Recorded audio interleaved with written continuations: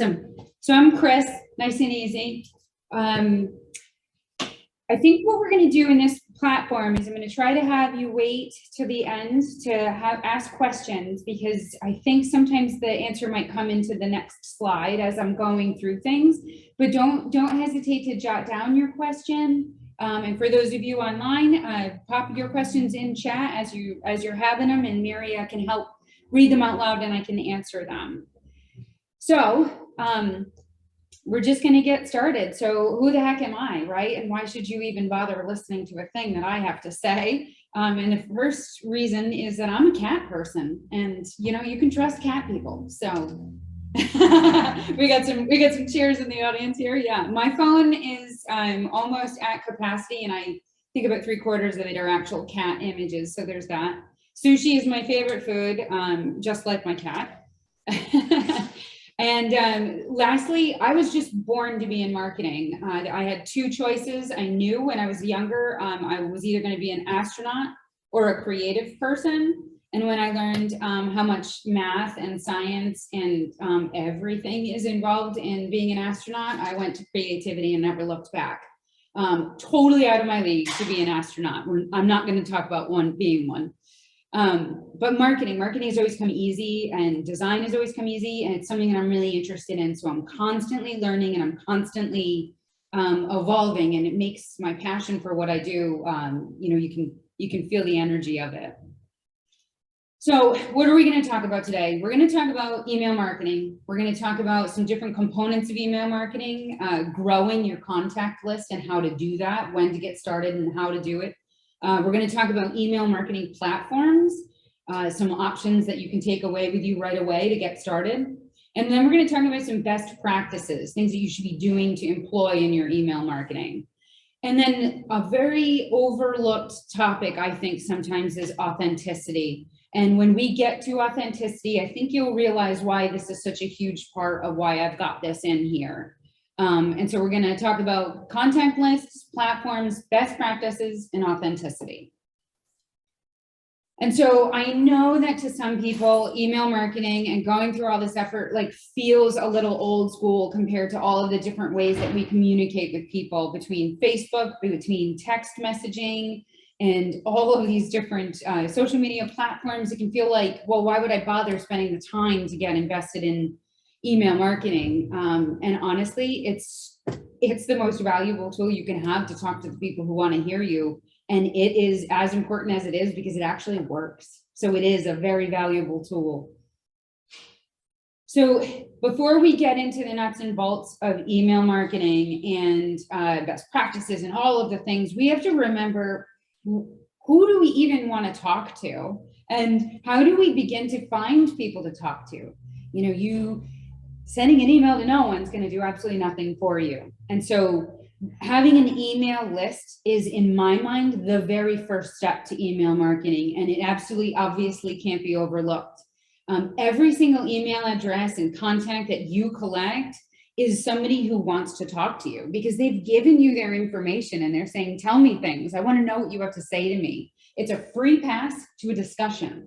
You can tell your story, promote your business. You can highlight your products, highlight your services, highlight whatever it is that you specialize in, what you have to say. Ultimately, I think it will take these people from being passive to converting to whatever it is that you're looking for from them. And so start now, like maybe not right now because we're in the middle of a chat, but definitely after.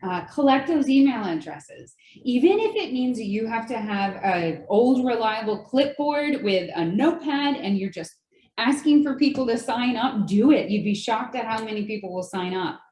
If you have a website, use your website. Create a pop-up on your website that says sign up for our newsletter, or we're building our contact list so that we can talk to you, or just check us out, give us sign up, you know, use your social media accounts, make posts, say, hey, we are going to be starting a newsletter in a couple of months and we'd really love to have you be a part of it. Sign up to get our newsletter now.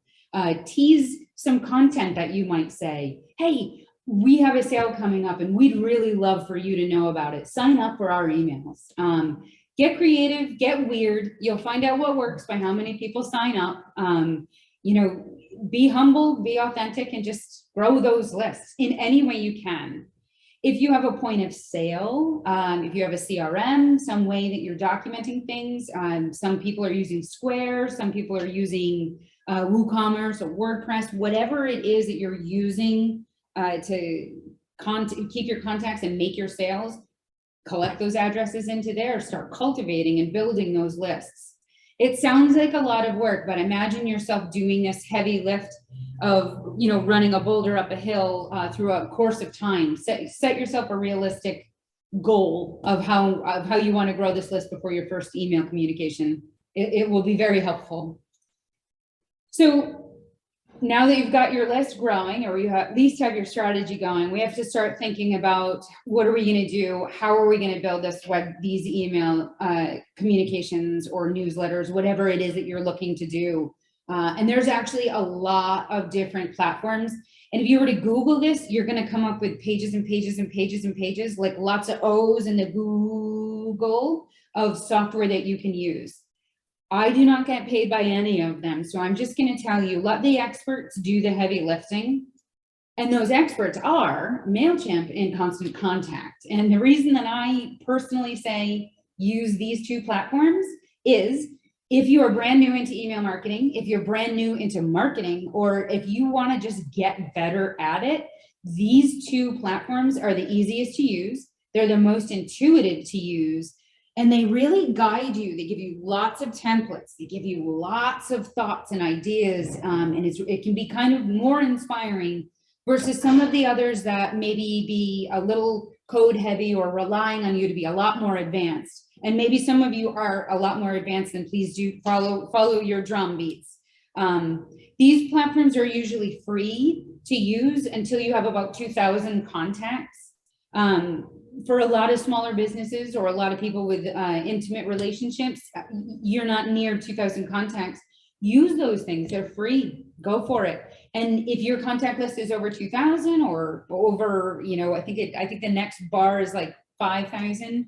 It usually will go from a range of $9 a month to $15 a month. No, I do not get commissions, but I just want to set your expectations in case you're going to be deciding to be into email marketing and you're going to use one of these platforms, but you have like a 20,000 contact list, then you're probably going to be in a paid email platform territory. So just expect to pay a little bit if you have over about 2,000 contacts. There are some other platforms that will give you more, but I think what you get for how easy these two are, I think you might be better to stick with something that's a little easier, especially if you're just getting started. And so there's a lot of best practices out there. Another long O in a Google is if you search out best practices. So what I'm going to give you today is some really easy, simple, but smart strategic ways that you can maximize those emails and really start thinking about your strategy of what you're doing and how you're going to do it. So very first out of the gate, send welcome emails. When you get your list figured out, say you've grown your list to your goal of 500 contacts, right? And now you're like, okay, 500 people is exactly where I want to be. I'm going to start up my strategy and I'm going to start emailing. Send out welcome emails when somebody signs up for your email address or for your contact list. Now, if you use a platform to do that, there's going to be an automatic section in that platform that says, when anyone signs up to your newsletter, would you like us to send an automatic welcome address? Yes, you absolutely do. And you want to personalize that so that it says, thanks for signing up in however way you would say it. Say thanks, you know, send emails and, you know, send that email and that welcome email, say thanks. It doesn't even have to be like, welcome to my news list. You'll hear from me soon. You could even say like, hey, I'm so glad you're here. Really nice to meet you. Here's what you can expect from me. My emails will be about this, or we will cover topics ranging from this to this, whatever it is that you specialize in. And then the last thing that I think is really super important in this sort of welcome email, giving thanks thought process that you're going to be in before you're even beginning to send your content is email scheduling. I know that can sound a little weird, but You need to plan your content and your communications out thoroughly. If you come out of the gate and you've got this really great email you want to send and you've got everything into it and you sent it and you got some replies and you've got your traction and you have no idea what you're doing next, that's not ideal. What's ideal is to know what you're going to talk about. Say schedule it out for about 6 months is what I recommend. One, it's a better use of your time to sit down and really think about it. Consider what you want to say in about a 6-month period. And if that's too long, then go 3 months, whatever's comfortable for you, but you'll get it when I lay it all out. Consider what you want to say, consider how often you want to say it, and consider what it is that your goal is. And this is very important. What do you want to say, but what do you want them to do? So plotting out in a calendar form or a scheduler, whatever it is for you, think about it before you send out your first email communication. This schedule does not include your welcome emails because as people are signing up here and there to your list, it'll be sort of trickling in. So you'll send out those emails on their own or automated. But think about your scheduling and get ahead of yourself. You'll do yourself a really big time saving, a lot of time saving work, but actually you'll create better value with your customers. They'll be actually happier that you're not a spotty communicator. And this email scheduling does not mean that you have to send your emails out every day at noon. It's just figure out what you want to say, when you want to say it, and test around, with when you want to send them. You'll figure that out eventually. And so one of the biggest things that I think is important to really having a successful email marketing strategy is to think about your audience. Just like all of you guys, no one in your audience or in your customer base or your friend group or even your family, no one's the same. And as daunting as this sounds, that you're going to have to think about how are you going to speak to all of these different segments, it will do a world of wonders for your business and for your marketing strategy. So what I'm thinking about when I say segment your audience, I'm thinking about, do you know right out of the gate that you have some audience members who are in certain age categories? Or maybe you have audiences that are in some stage of your conversion. If you're a lawyer, maybe you've just met somebody at a networking place and you want to turn them into a contact and you'd like to let them know about your business. That's a segment. Say you've already now met a couple of people who have come in for some appointments, but they haven't actually converted to anything, but they continue to be active. That's a segment. Active customers versus inactive customers, segment. Behavior types. Do you have certain customers that do certain things? Meaning, do you have somebody who religiously either opens your social media or engages on your social media or writes back to your emails? Whatever it is, think about putting your customers into segments. What you're going to be doing with these segments is giving them what it is they want to receive. Now, you're probably out of the gate wondering, okay, so how the heck am I going to know what these people want from me to even imagine how I'm going to put them into a segment? When you're sending out that welcome email that we talked about, maybe on that email you say, what are some things that you would like to learn from me? What would you like to get from me? And on that, you could have a list that they could just do some checks. And you could say, I would like to be a part of your blog. I would like more information about what you're doing with your business. I would like to know industry information. Maybe I would like to know some of your best recipes. Whatever your business is, think about it. And when all else fails, I always remind people, what happens in your own world as a consumer, right? How cool is it when you get a communication or get a piece of information that seems like it's just too good to be true? How the heck could they have known that I love cats? They know that because I told them I really want to hear more about your cat stuff, please. So think about how you want to use your information. And when you send those welcome emails, add some lines on there to have them check it off. I'd like to have your newsletter. I'd like to hear from your blog. I want to know when you have a sale. I want to know when you're in an event. I want to know when you're hosting an event. Think about those things and then think about those categories as being an audience segment. That's a lot, but it's really good stuff. So there is absolutely no one size fits all, and not any one person is the same. So this just sounds like a black hole of, oh my gosh, How am I going to be unique and special to these different audience segments? And now I have to tell them all these different things. Well, let me tell you, once you get this all organized, you've had your lists, they're clicking off what they want to hear from you. And now you know who your active and inactive people are. This is the magic to personalization. Have you ever gotten an email that says, hey, here's $10 off your next taco order? First of all, thank you. Love tacos. Totally going to take it. Why did you get that email? Maybe you've shopped there. You went to a tacos place for, maybe you did it for like a couple of months in a row and you just tacoed yourself out and you haven't been there in a while, but they have your contact because you signed up for their newsletter or you signed up for their communication. That email that they sent you, hey, here's $10 off your new taco order, your next taco order. They sent that to you because you haven't converted in a little bit. You haven't been there. You haven't bought those tacos. They want to get you back in there. And they know once they get you back in there, because everyone loves tacos, you're going to come back again. That is a very classic audience segmentation utilizing personalization.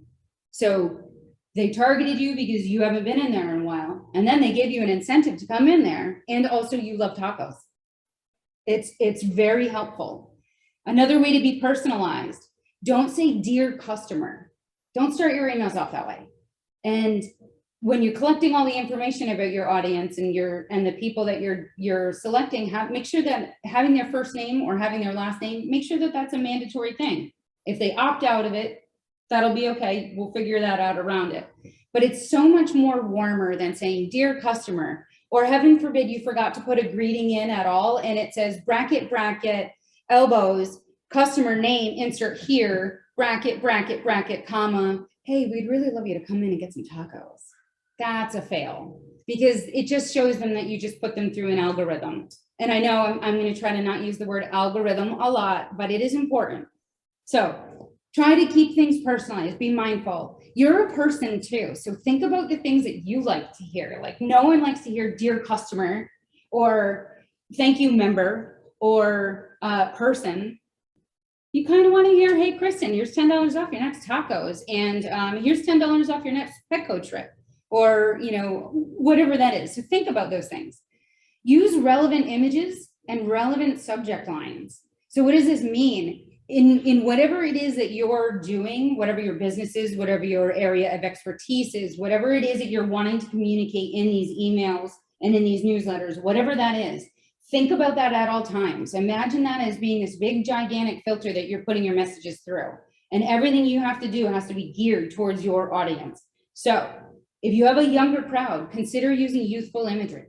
If your crowd is an older demographic, or maybe you have a very specific niche where you are specifically targeting, business people or people who own a business and they're from, roughly around 50 to 75, and you have information that is really super specific for them, use images, use language, use a subject line that's going to attract them. $10 off tacos, although everyone obviously wants $10 off tacos, that's not going to hook everybody.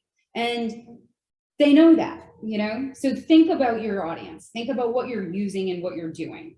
Use related personalization always when you absolutely can. And if all else fails, be really super creative and avoid the dear customer.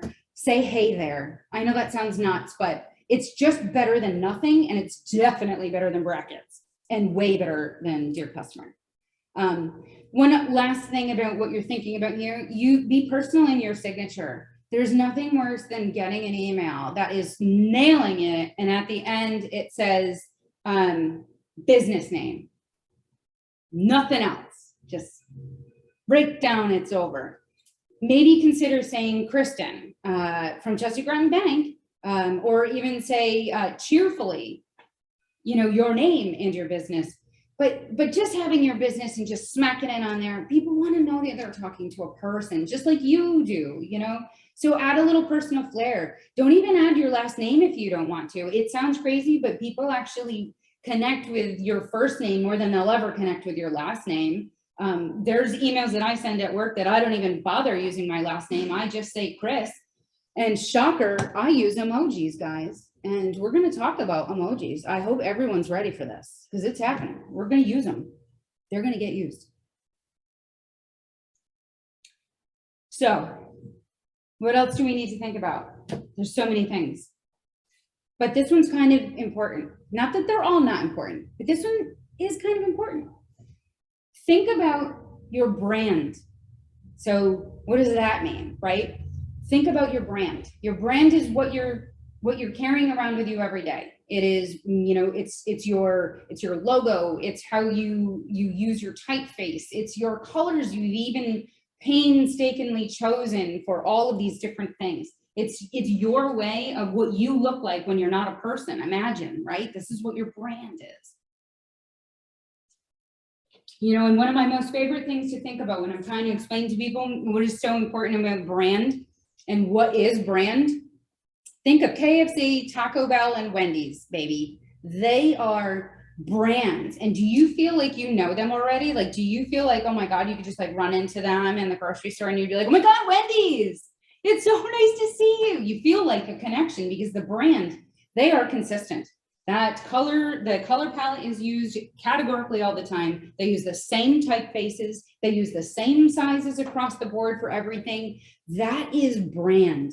And why I'm telling you this, of all places in a marketing strategy, is this is where a lot of brands falter and a lot of businesses falter thinking about their email strategy. If your email doesn't look like you or has 40,000 different colors and fluorescents, do not use yellow. No one use yellow. Yellow type never works. No one can read it. I don't care who you are. I challenge you. Don't use yellow. But don't think about the colors that you use in your brand. So I'm going to use Chelsea Groton because I happen to have intimate knowledge about what their brand standards look like. So for us, you'll always see a little bit of purple in an email. And then you're going to see a supporting color. And that supporting color is probably going to be a button or a call to action, or maybe just a big headline that I want you to pay attention to. And I'm going to use either our supporting green or our supporting teal color. But that's it. That's all I'm going to do. I'm not going to go crazy with all of the other brand colors. And I'm definitely not going to use more than 3 fonts.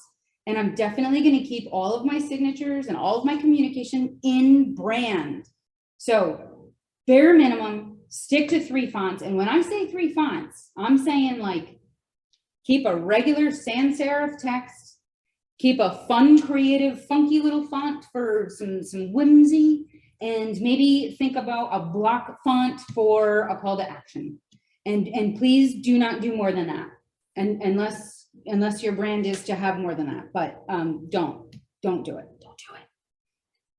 Keep your font sizes consistent. There's nothing more just bewildering and overwhelming than an email getting smacked into your inbox and you're trying to read this before you get to work or right on your lunch break or while you're walking. I do it all the time. It's an awful idea.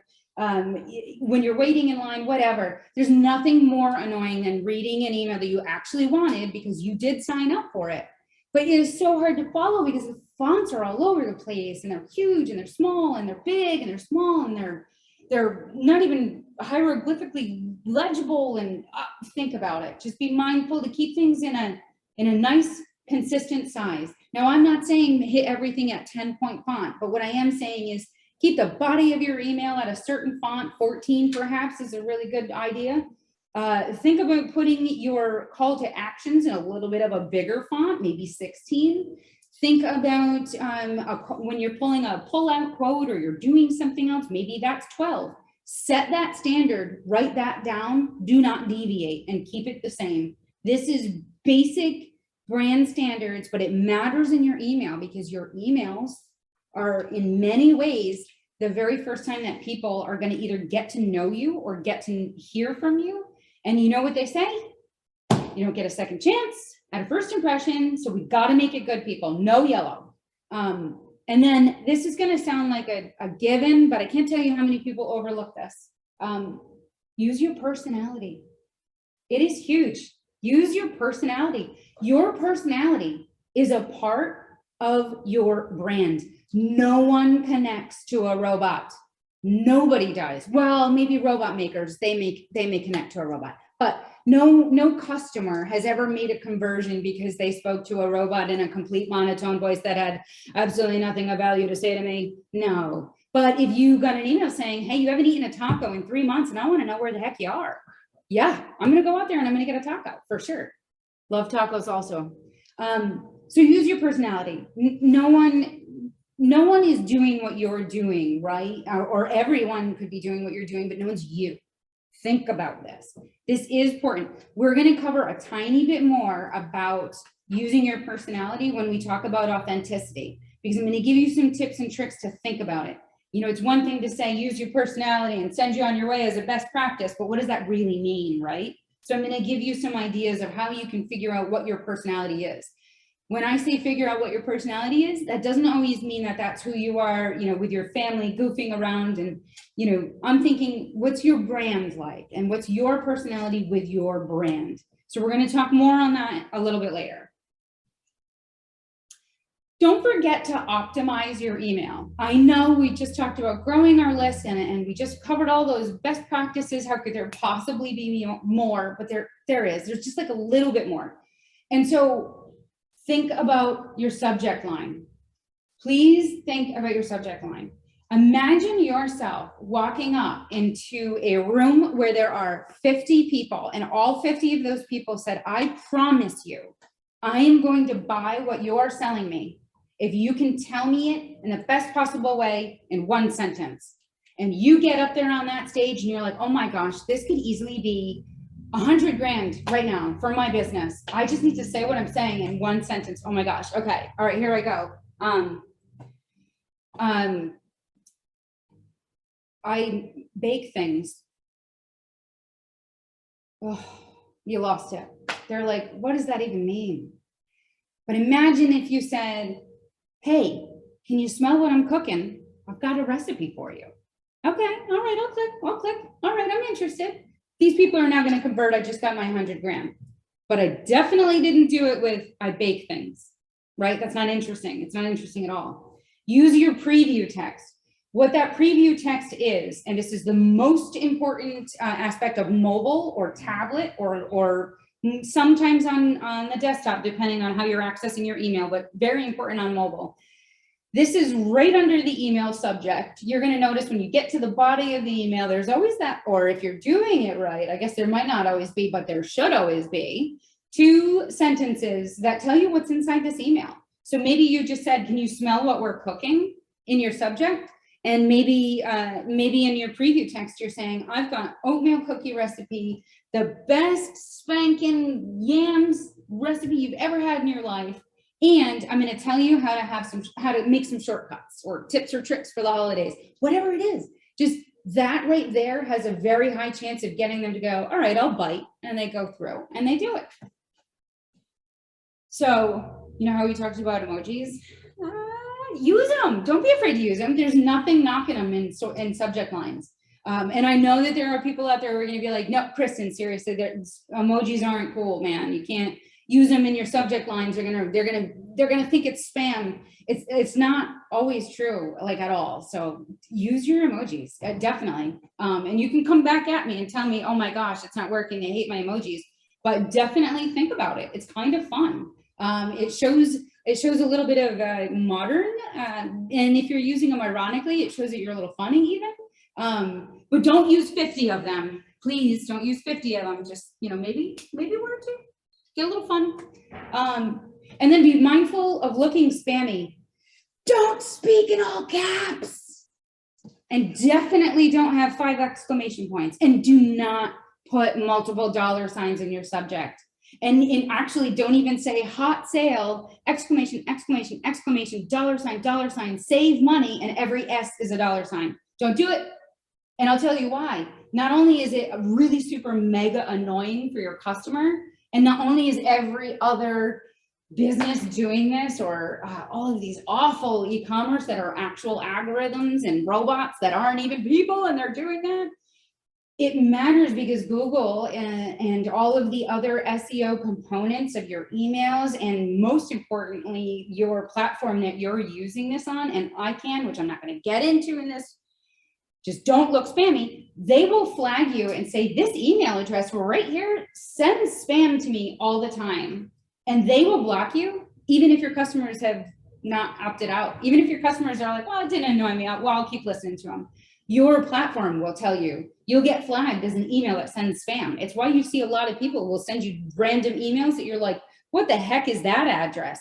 The reason it's all of those numbers and those letters when they're saying sale here and all the dollar signs and exclamations is because they have to use a different email address every single time because they keep getting flagged as spam. So don't do it to yourself. Save yourself a lot of stress. Just one exclamation. Try to avoid your dollar signs, and please do not speak in all caps unless you're being ironic or you're trying to emphasize a word, not all caps. These are big, huge flags, and they all will get you into spam town. And when you get knocked into spam town, it's really hard to get out, and that's like a topic for a whole other day. Keep your most important information right up top there. Do any of you remember newspapers?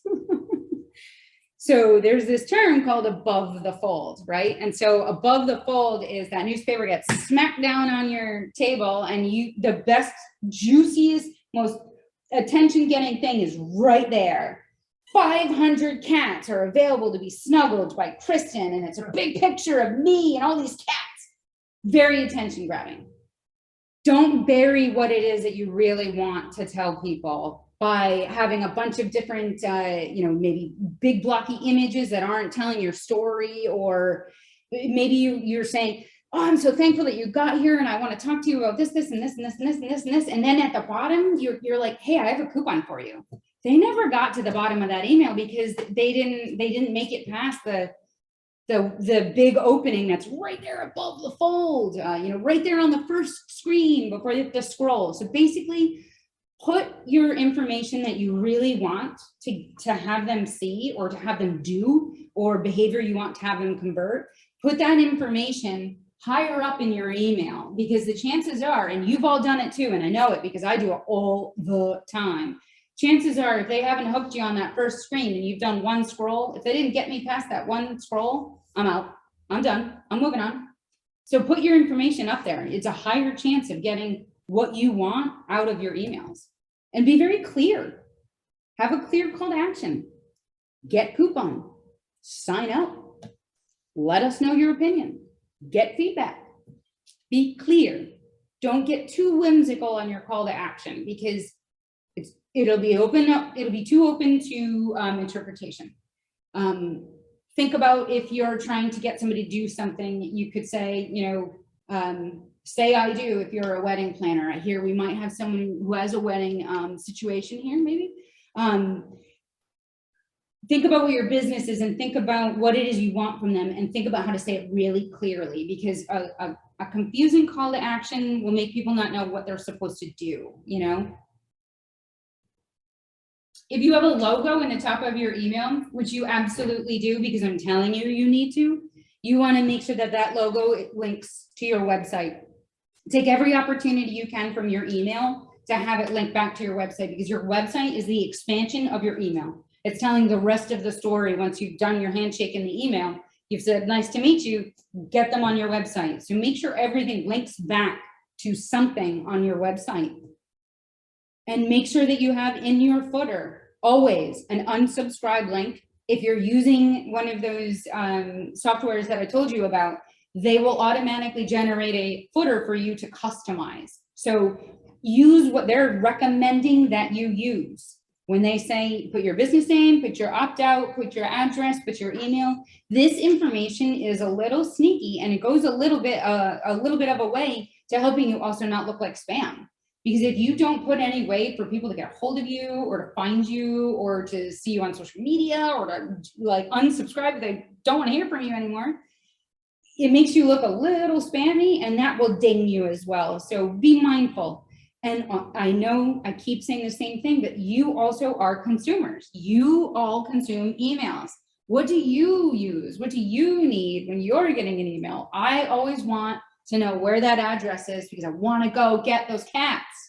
So I got to get the address so I can pull it up on my phone and drive right there. Or I want to get those tacos. I'm going to plug it into the address and I'm going. Make sure you have the information that they need to get a hold of you, on the really, really great chance that that email converted them. Give them what they need. And be mobile friendly. And I say that 3 little words, right? Like it was just really simple. It is if you use a software program to do this. If you use Constant, if you use MailChimp, they will automatically formulate your email, assuming you selected to have it do so, which you will. They'll formulate your email to be mobile friendly. Make sure everything you do is able to be seen on this little guy or on an email or on a tablet or in the stars or maybe soon, you know, in and through our glasses. Just make sure that it can be converted into all different shapes, that it can be responsive. A lot of these templates will take care of that for you. And so these MailChimp and Constant Contact will have a billion templates that you can choose from, and you can make them all your own. So I know that when you think about a template, you're thinking, oh, well, I don't want to look like every other lawyer in town, or I don't want to look like every other wedding planner or JP or you know, Tractor Supply. I don't want to look like every other person. I want to look like my own. Well, that template, that's really just a launch pad. That's a nice little place for you to go shopping and say, I'm going to put this shirt on with these pants, and this is what I look like now. Put your brand into it, customize that template, but definitely save yourself some work. Let them do the lifting. These templates are actual guides for you to do the right thing with your best practices. They're guides to great design, and they are actually guiding you to optimization. So if you felt like all of the stuff that I said about optimizing, personalization, you know, all of those things, if that sounded difficult and overwhelming, definitely use a template. Keep in mind those things that I've told you, but these templates will definitely help guide you into making great decisions. But when you get into the town where you got to add 15 different fonts, that's when you're off of the template and you're not doing the best practice. So be mindful. And so this is an example of what I'm talking about when I say have an email that goes from your desktop to a mobile. And so this is a great way where you can see that this is clearly the mobile. This is clearly what's on the desktop, probably on the tablets as well. And this happened automatically in the program that they use. Could you say that again? Sorry. Siri, I'm in the middle of an email class. Can you just chill for a second? So your email template is going to do this for you automatically because you will select it. So make sure you're previewing that you're using that it's mobile friendly and what does it look like and how does it go? And so pay attention when you're selecting your template that it does say mobile. Nowadays, I don't think you'll get many options to not be mobile friendly. Heaven forbid that does exist. Make sure you use one that is. This is a really neat example. You're not meant to read this. I know that it's far away, but what it is this is a great design for an event.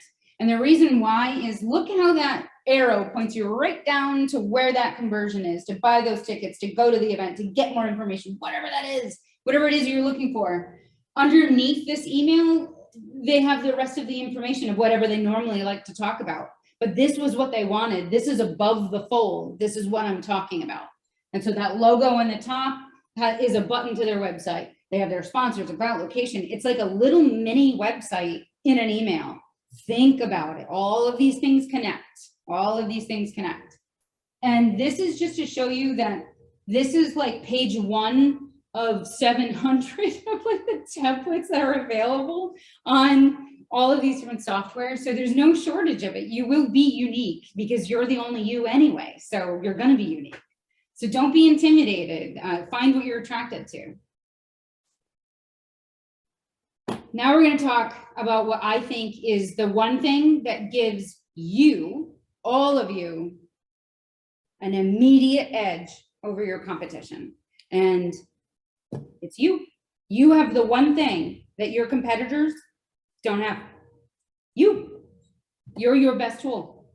And so if you're your best tool, and if you're the one thing that all your competitors don't have, and if you're the one thing that makes your business so super special, we have to leverage this. And we have to leverage this in an authentic way. And you're going to leverage this in your emails and in your business and in your marketing. And you're going to do this with your own content. And I know that sounds daunting, but I have some examples and some thoughts for you on how you can be authentic and how you can be the best you for your business. Know your audience. We've talked about segmenting, right? You're talking to the people, you know who they are.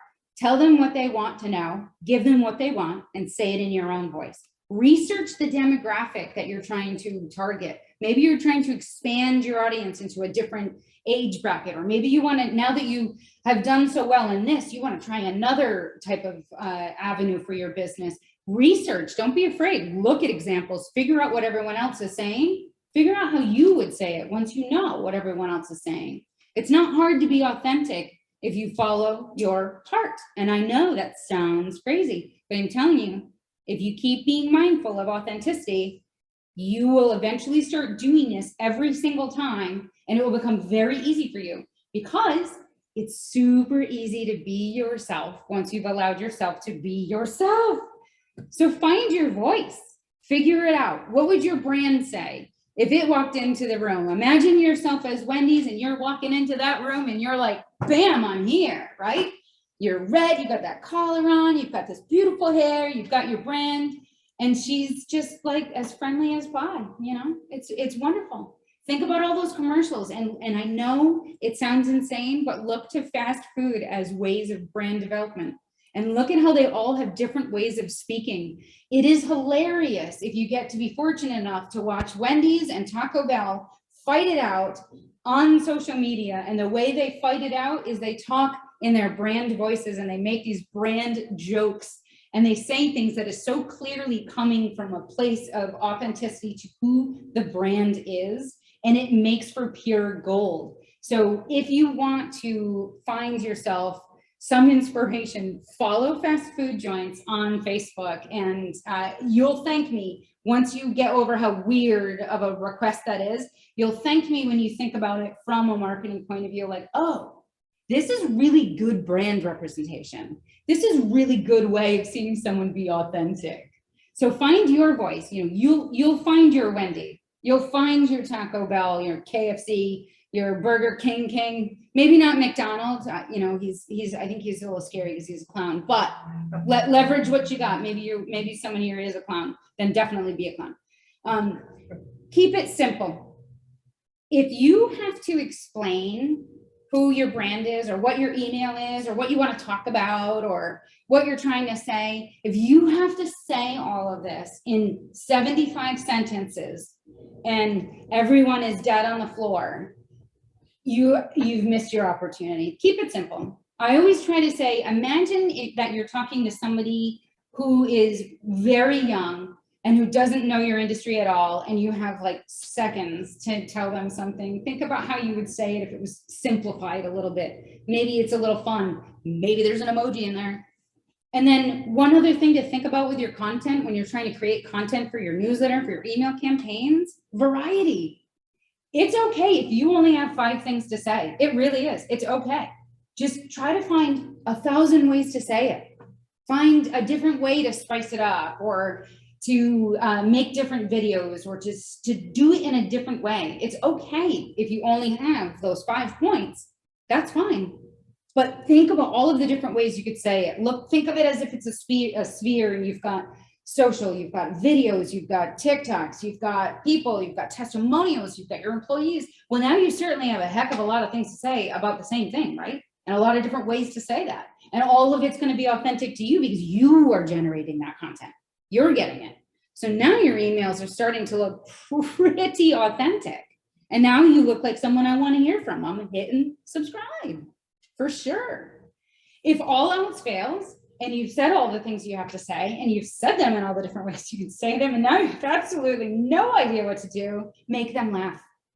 I do it all the time. If you've just run out of gas and you just can't possibly, just make them laugh. Because there's nothing funnier than someone with a personality and a sense of humor. And it's the reason that I love the fast food joints. My gosh, are they funny? And it's inspiring to see how they leverage seriousness and navigate political waters and all of these things. And they do it with humor. And humor is universal. Most people just kind of get it.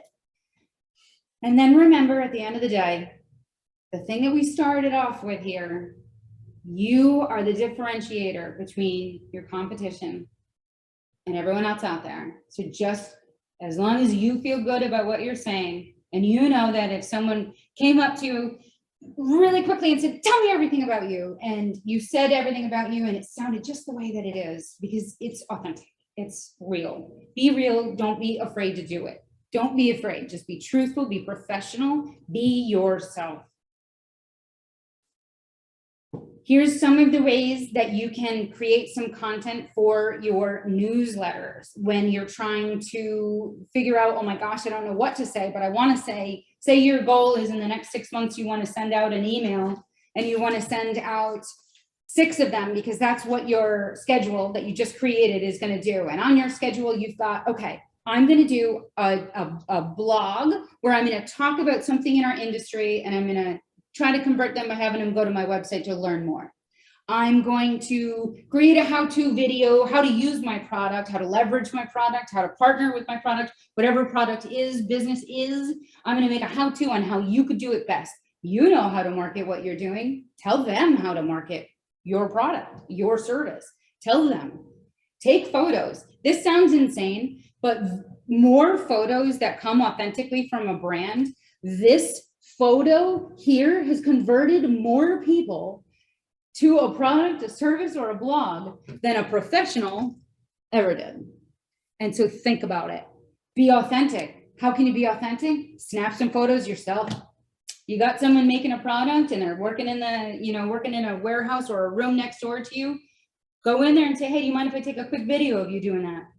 Walk around, maybe ask some of your employees, maybe ask some of your customers. Do you have anything you want to say or share with me? What can I do? Would you take a picture with me? You're in your next networking event and you're hitting it hard and you're nailing it. You're authentic. You're like Wendy's.